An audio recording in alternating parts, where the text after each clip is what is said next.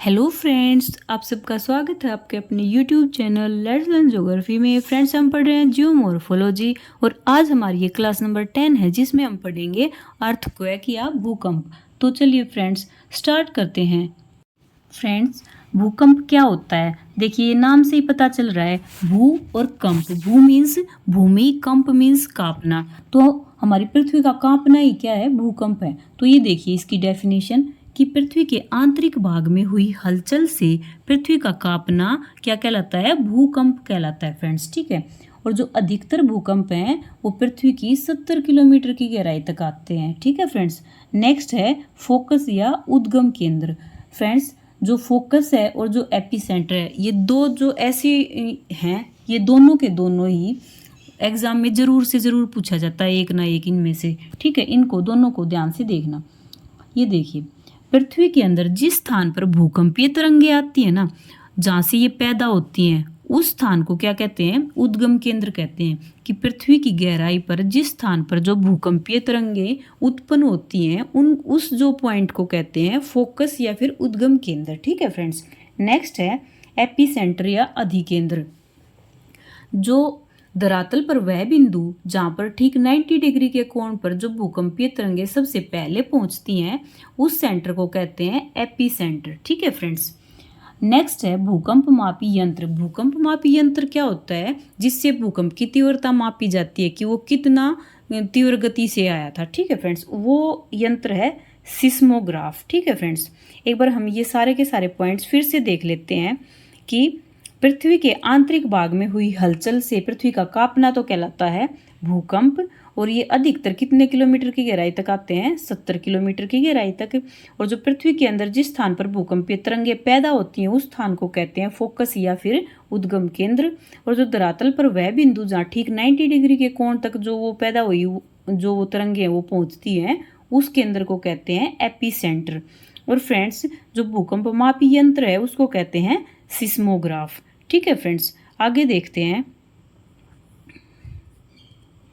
Friends देखिए, ये scale थे जिससे भूकंप को मापा जाता था कि भूकंप कितनी तीव्रता की गति का था। तो ये कौन सा स्केल कब बना और किसने बनाया? चलिए देखते हैं। पहला स्केल था वो 1883 में बना और उसका नाम था रोसी फेरेल स्केल। ठीक है फ्रेंड्स, और ये नाम से ही पता चल रहा है कि ये किसने बनाया, रोसी और फेरेल ने। ठीक है। नेक्स्ट है friends Mercalli scale. Mercalli scale था वो 1902 में बना था और वो किसने बनाया था? गाई सेप मर्केली ने। और मर्केली महोदय के नाम पे ही इसका नाम है मर्केली स्केल। ठीक है फ्रेंड्स। नेक्स्ट है 1913 में जो मर्केली स्केल का संशोधन किया गया था, वो किसने किया? वो किया वुड और न्यूमैन महोदय ने। और जो संशोधित करके जो स्केल बना उसी को ही संशोधित मर्केली स्केल कहा गया।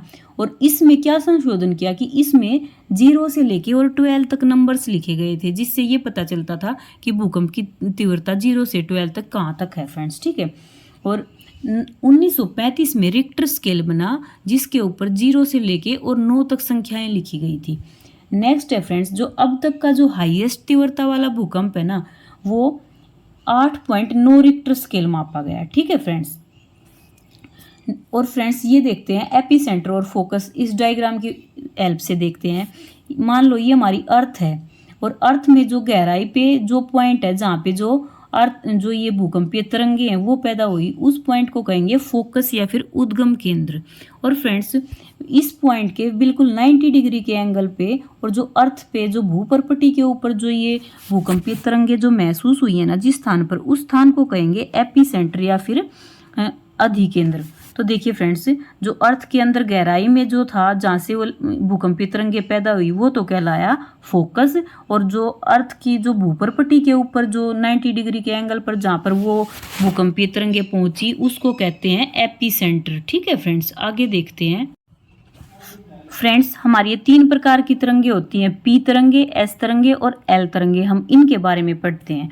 फ्रेंड्स, जो पी तरंगे हैं जिनको हम प्राइमरी वेव्स या प्राथमिक तरंगे कहते हैं, उनको दूसरे नाम से अनुदैर्घ्य तरंगों के नाम से जाना जाता है। कौन सी तरंगे? अनुदैर्घ्य तरंगे। ठीक है फ्रेंड्स।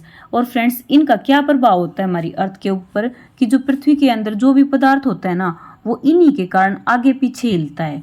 ठीक है फ्रेंड्स। और इन तरंगों को किसके समान माना जाता है? इन तरंगों को ध्वनि तरंगों के समान माना जाता है और ये जब गति करती हैं तो ये बिल्कुल सीधी रेखा में गति करती हैं। नेक्स्ट पॉइंट है फ्रेंड्स, ये सॉलिड, लिक्विड और गैस तीनों माध्यमों में से गुजर सकती हैं और ये ही ऐसी जो तरंगे हैं जो केवल और केवल पृथ्वी की कोर से निकल सकती हैं। और फ्रेंड्स जब है ना नॉर्मल तो इनकी गति होती है 8 किलोमीटर प्रति सेकंड और जब ये कोर में से गुजरती हैं तो इनकी स्पीड बढ़कर 14 किलोमीटर पर सेकंड हो जाती है। ठीक है फ्रेंड्स, आगे देखते हैं कि जो हमारी जो पृथ्वी है इसका घनत्व बदलता है ना, तो जो ये पी तरंगे हैं इनकी भी गति चेंज होती है। तो देखिए फ्रेंड्स, हमने पहले पॉइंट में पढ़ा है कि जब ये कोर से गुजरती है ना तो इनकी 8 से लेके और 14 तक हो जाती है इनकी गति प्रति 8 से लेके और फिर 14 किलोमीटर पर सेकंड हो जाती है। नॉर्मल तो स्पीड थी 8 किलोमीटर पर सेकंड और फिर जब ये कोर में पहुंची तो कितनी होगी? 14 किलोमीटर प्रति सेकंड। और जो कोर का घनत्व होता है वो सबसे ज़्यादा होता है। ठीक है फ्रेंड्स, तो इस तरह हमें पता चलता है कि इनका पृथ्वी का घनत्व बदलता है तो इनकी गति भी चेंज हो जाती है। फ्रेंड जो ये पी वेव्स होती है ना, इनकी जो पृथ्वी के अंदर ये 103 डिग्री से लेके 142 डिग्री तक ये नहीं पहुंच पाती। तो ये जहाँ पे नहीं पहुंच पाती ना तो उस क्षेत्र को कहते हैं छाया मंडल या फिर सिस्मिक शैडो। और फ्रेंड्स जो इनका जो पी वेव्स का जो छाया मंडल होता है वो एस तरंगों से छोटा होता है। एक बार है ना हम फिर से देख लेते हैं कि जो पी वेव्स हैं वो कैसी कैसी हैं और उनकी क्या विशेषताएं होती हैं। चलिए फ्रेंड्स देखते हैं। फ्रेंड्स इनको प्राथमिक तरंगे या फिर अनुदैर्घ्य तरंगे भी कहते हैं और इनका जो प्रभाव पड़ता है पृथ्वी पर वो ये है कि पदार्थ आगे पीछे हिलने लग जाते हैं पृथ्वी के जो अंदर के भाग में होते हैं जब पी वेव्स आती हैं। फ्रेंड्स ये जो तरंगे होती हैं ये तीनों माध्यमों में से गुजर सकती हैं और इनकी समानता ध्वनि तरंगों के समान की गई है और ये सीधी रेखा में गति करती हैं। और कोर में जब ये जाती हैं तो क्या होता है कि इनकी गति 8 किलोमीटर प्रति सेकंड से बढ़ के 14 किलोमीटर प्रति सेकंड हो जाती है। क्यों हो जाती है? क्योंकि जब पृथ्वी का घनत्व बदलता है ना तो इनकी स्पीड में भी बदलाव आता है। और फ्रेंड्स ये जिस क्षेत्र में नहीं पहुंच पाती उसको क्या कहते हैं? सिस्मिक शैडो या फिर छाया मंडल। और फ्रेंड्स इनका जो छाया मंडल है वो एस तरंगों से छोटा होता है। ठीक है, आगे देखिए दूसरी सेकेंडरी वेव्स। तो सेकेंडरी वेव्स में हम क्या पढ़ते हैं कि इनको हम अनुप्रस्थ तरंगे भी कहते हैं। क्या कहते हैं? अनुप्रस्थ तरंगे। और इनके प्रभाव से जो हमारी पृथ्वी के जो कण हैं जो पृथ्वी के अंदर वाले भाग में वो ऊपर नीचे दाएं बाएं और लंबवत गति करते हैं और इनको एक आड़ी तरंगे या फिर तिरछी तरंगे भी कहा जाता है। और फ्रेंड्स जो ये तरंगे ना इनकी समानता जल तरंगों से की जाती है और इनमें जो कण होते हैं वो गति करते हैं ना वो समकोण पर गति करते हैं। ये तरंगे केवल सॉलिड भाग से ही गुजर पाती हैं और जब भी ये लिक्विड भाग से गुजरती हैं ना तो ये अदृश्य हो जाती हैं। ठीक है फ्रेंड्स, इनकी गति जो होती है वो 4 किलोमीटर प्रति सेकंड से होती है। ठीक है फ्रेंड्स, इनका जो छाया मंडल होता है वो 103 डिग्री से लेके 142 डिग्री तक होता है जो कि पी तरंगों के छाया मंडल से ये बहुत ज़्यादा विस्तृत होता है फ्रेंड्स। ठीक है, एक बार हम फिर से देख लेते हैं इन सेकेंडरी या फिर द्वितीयक तरंगों को। फ्रेंड्स ये जो तरंगे होती हैं ये अनुप्रस्थ तरंगे होती हैं और इनके कारण जो पृथ्वी के भीतरी भागों में जो पदार्थ होता है वो दाएं बाएं ऊपर नीचे और लंबवत गति करता है। इन्हें तिरछी या आड़ी तरंगे भी कहते हैं और इनकी समानता जो है वो जल तरंगों से की जाती है। फ्रेंड्स इनमें जो कणों की गति होती है ना वो बिल्कुल समकोण पे होती है और जो सॉलिड भाग है ना केवल उसी से गुजर सकती हैं। ये जब भी ये लिक्विड में प्रवेश करेंगी ना तो क्या होगा? ये विलुप्त हो जाएंगी। और इनकी जो गति है नॉर्मल गति है वो है 4 किलोमीटर प्रति सेकंड और जो इनका छाया मंडल है वो है 103 डिग्री से 142 डिग्री पर है फ्रेंड्स जब ये उसमें से गुजर नहीं पाती। और जो इनका छाया मंडल है वो पी तरंगों के छाया मंडल से अधिक विस्तृत है। ठीक है फ्रेंड्स, आगे देखते हैं एल तरंगे। एल तरंगों में क्या है कि जो एल तरंगे होती है ना वो पृष्ठीय तरंगे, लंबी तरंगे, काय और रैले तरंगे इन नामों से भी जानी जाती हैं।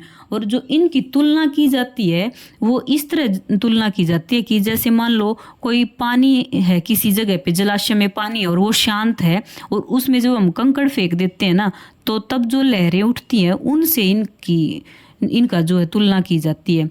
और फ्रेंड्स जो ये तरंगे होती है ना ये खतरनाक तरंगे होती हैं जो हमारे धरातल पर है ना बहुत ही ज़्यादा नुकसान पहुंचाती हैं। ठीक है, ये पृथ्वी तल पर पहुंचती हैं और इन कणों की जो गति होती है वो क्षैतिज हॉरिजेंटली होती है फ्रेंड्स। ठीक है, ये औसतन इनकी जो गति होती है वो 1.5 किलोमीटर प्रति सेकंड होती है, लेकिन कभी कभी 3.5 किलोमीटर प्रति सेकंड भी हो जाती है। और ये ठोस, द्रव और गैस तीनों माध्यमों में से गुजर सकती हैं। और फ्रेंड्स एक इम्पोर्टेंट पॉइंट है, जब भी ये है ना पानी में से गुजरती हैं तो ये क्या लाती हैं, सुनामी लाती हैं। ठीक है फ्रेंड्स, एक बार फिर से देखते हैं पृष्ठीय तरंगों को, कि जो पृष्ठीय तरंगे होती हैं उनके और कौन से नाम हैं। एल तरंगों के पृष्ठीय तरंगे, लंबी तरंगे, काय तरंगे और रैले तरंगे, ये 4 नाम और हो गए धरातलीय तरंगों के। फिर अगला हो गया कि इनकी जो तुलना है वो शांत जल में जब हम कंकड़ फेंकते हैं तो तब उठी जो लहरें होती हैं उनसे की जाती है। और ये जो होती हैं ये खतरनाक होती हैं क्योंकि हमारी पृथ्वी पर बहुत ज़्यादा नुकसान पहुंचाती हैं। इनमें कणों की जो गति होती है वो क्षैतिज दिशा में होती है। औसतन इनकी जो भी गति होती है वो 1.5 किलोमीटर प्रति सेकंड होती है, जबकि कभी कभी 3.5 किलोमीटर प्रति सेकंड हो जाती है। ये सॉलिड, लिक्विड, गैस तीनों माध्यमों में से गुजर सकती हैं और पानी में से गुजरती हैं तो ये सुनामी लाती हैं फ्रेंड्स। ठीक है, आगे देखते हैं फ्रेंड्स। जो रिक्टर पैमाने में जो चेंज किया था वो किसने किया था, वो किया था गुटेनबर्ग ने और रिक्टर महोदय ने। ठीक है, ये क्वेश्चन इंपॉर्टेंट है फ्रेंड्स कि रिक्टर पैमाने में जो चेंज किया गया था वो किसने किया, गुटेनबर्ग ने और रिक्टर महोदय ने। और फ्रेंड्स आगे हम देखते हैं भूकंप का विश्व वितरण की, कहाँ पे भूकंप ज़्यादा आते हैं। ठीक है फ्रेंड्स, देखिए फर्स्ट है प्रशांत महासागरीय पेटी। प्रशांत महासागरीय पेटी में क्या होता है कि जो प्रशांत महासागरीय प्लेट है और जो उत्तरी महासागरीय प्लेट है, ये दोनों प्लेटें एक दूसरे के निकट आ रही हैं। जब ये निकट आ रही हैं तो क्या हो रहा है कि इनका जो मूल स्थान है ये उसको छोड़ रही हैं, तो ये उसको छोड़ेंगी तो वहाँ पे क्या हो रहा है, वहाँ पे भूकंप आते हैं। और जो विश्व के जो लगभग 68% भूकंप हैं वो इसी एरिया में आते हैं। और इस एरिया को हम क्या कहते हैं, fire ring of Pacific ocean. ठीक है फ्रेंड्स, और इसका जो भी भाग है जहाँ जहाँ भी ये आते हैं वो मुख्यतः कौन सा है, ये जो पेटी है ये कमचटका से लेके क्यूराइल, जापान, फिनलैंड द्वीप समूह, ऑस्ट्रेलिया और न्यूजीलैंड तक फैली है फ्रेंड्स। ठीक है, उससे आगे है अलास्का और उत्तर अमेरिका, दक्षिण अमेरिका, कैलिफोर्निया की खाड़ी, मध्य अमेरिका, ये इस पेटी के कौन से भाग हैं, पूर्वी भाग हैं फ्रेंड्स। और जो इस पेटी में जो भी भूकंपों का उद्गम केंद्र होता है ना उसकी गहराई होती है 25 किलोमीटर तक। ठीक है फ्रेंड्स, एक बार फिर से देख लेते हैं प्रशांत महासागरीय पेटी। जो प्रशांत महासागरीय पेटी है उसमें जो प्रशांत महासागरीय प्लेट है वह और जो उत्तरी अमेरिकी प्लेट है वो, ये दोनों प्लेट एक दूसरे के निकट आ रही हैं। और जब ये निकट आएंगी और अपने मूल स्थान को छोड़ती हैं तो उस स्थान पे क्या होता है, भूकंप आते हैं। और जो पूरे वर्ल्ड के जो 68% जो ये भूकंप आ रहे हैं ये इसी पेटी में आ रहे हैं। और इस पेटी को इस वजह से fire ring of Pacific ocean भी कहा जाता है। और इसमें जो मुख्य स्थान है वो कौन से हैं, वो हैं कमचटका से लेके और क्यूराइल, जापान, फिनलैंड द्वीप समूह होते हुए ऑस्ट्रेलिया और न्यूजीलैंड तक फैली है। ठीक है फ्रेंड्स, और इसके जो पूर्वी भाग हैं वो हैं अलास्का, उत्तर अमेरिका, दक्षिण अमेरिका, कैलिफोर्निया की खाड़ी और मध्य अमेरिका। और इस पेटी में जो भूकंपों का जो उद्गम केंद्र होता है, फोकस होता है, वो कहाँ पे है फ्रेंड्स, 25 किलोमीटर की गहराई तक है। ठीक है, आगे देखते हैं फ्रेंड्स। दूसरा है मध्य अटलांटिक पेटी। तो मध्य अटलांटिक पेटी में क्या है कि जो उत्तर अमेरिका और दक्षिण अमेरिका और यूरोप और अफ्रीका, ये जो चारों प्लेट हैं ये क्या है, इनके बीच में ना अंध महासागर यानी कि अटलांटिक ओशियन है इन चारों के बीच में। ठीक है फ्रेंड्स, तो क्या होता है कि जो ये अटलांटिक जो ओशियन है ना इसका जो ये नीतल है ये फैल रहा है, स्प्रेड हो रहा है फ्रेंड्स। ठीक है, और जो ये चारों की चारों प्लेटें हैं ये हैं अपसारी प्लेटें और ये दूर जा रही हैं। तो क्या हो रहा है, जो ये महासागरीय जो तली है इसका प्रसारण हो रहा है, जो ये फैल रही है, तो यहाँ क्या होता है, भूकंप आते हैं फ्रेंड्स। ठीक है, और इन प्लेटों को क्या कहते हैं, चारों प्लेटों को रचनात्मक प्लेट भी कहते हैं। ठीक है फ्रेंड्स, अगला है फ्रेंड्स जो अफ्रीका की जो महान भ्रंश घाटी है वो और जो ये अपसारी प्लेटें हैं ये इसी का ही कारण है। ठीक है, क्या है कि जो अफ्रीका की जो महान भ्रंश घाटी है वो किसके कारण है, रचनात्मक यानी कि अपसारी प्लेटों के कारण ही बनी है। ठीक है फ्रेंड्स, आगे देखते हैं कि जो मध्य जो महाद्वीपीय पेटी है उसमें कहाँ कहाँ भूकंप आते हैं ये देखिए। जो विश्व का जो 25% जो भूकंप आते हैं ना वो मध्य महाद्वीपीय पेटी में आते हैं, और जो हमारा इंडिया है वो भी इसी पेटी में ही आता है। और यहाँ भ्रंश जो है उनके कारण आते हैं फ्रेंड्स भूकंप। और जो जैसे जो यूरेशियन और जो इंडियन प्लेट्स हैं इनकी वजह से टैथिस सागर के ऊपर उठने से क्या बना, हिमालय पर्वत बना है। ठीक है फ्रेंड्स, एक बार इस मध्य महाद्वीपीय पेटी को फिर से देख लेते हैं कि विश्व के 21% भूकंप आते हैं इस पेटी में, और जो हमारा इंडिया है वो भी इसी पेटी में लाई करता है। और जो ये पेटी यहाँ पे जो भूकंप आते हैं उसका मूल कारण है भ्रंश। और जब भी यूरेशियन और जो इंडियन प्लेट थी वो उनकी वजह से क्या हुआ था कि टैथिस सागर के ऊपर उठने से हिमालय पर्वत का निर्माण हुआ था। ठीक है फ्रेंड्स, नेक्स्ट है फ्रेंड्स कि अंत्य प्लेट भूकंप पेटी। जो अंत्य प्लेट भूकंप पेटी है उसके बारे में देखिए। जो मैक्सिमम जो भूकंप आते हैं वो इस पेटी के किनारों पर ही आते हैं। जो अंत्य प्लेट भूकंप पेटी है ना, इसमें जो जितने भी भूकंप आते हैं वो इस पेटी के किनारों पर ही आते हैं। ठीक है फ्रेंड्स, आगे है भारत में भूकंप का जो वितरण है वो देखते हैं कि भारत में भूकंप कहाँ कहाँ आते हैं। फ्रेंड्स देखिए कि भारत में भूकंप की दृष्टि से मध्य महाद्वीपीय पेटी में आता है हमारा इंडिया।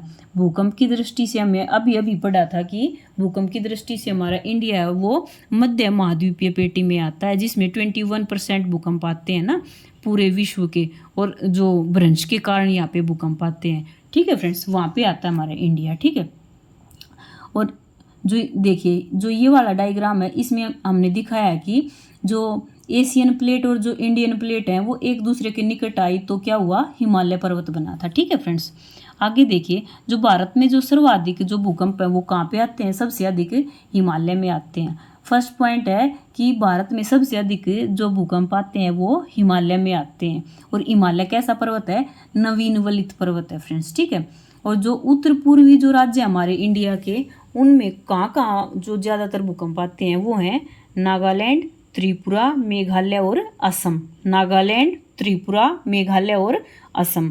नेक्स्ट है फ्रेंड्स जो भारत का जो उत्तरी जो विशाल मैदान है ना, भारत का जो उत्तरी विशाल मैदान है इसमें इंडिया में सेकंड नंबर पे ज़्यादा भूकंप आते हैं।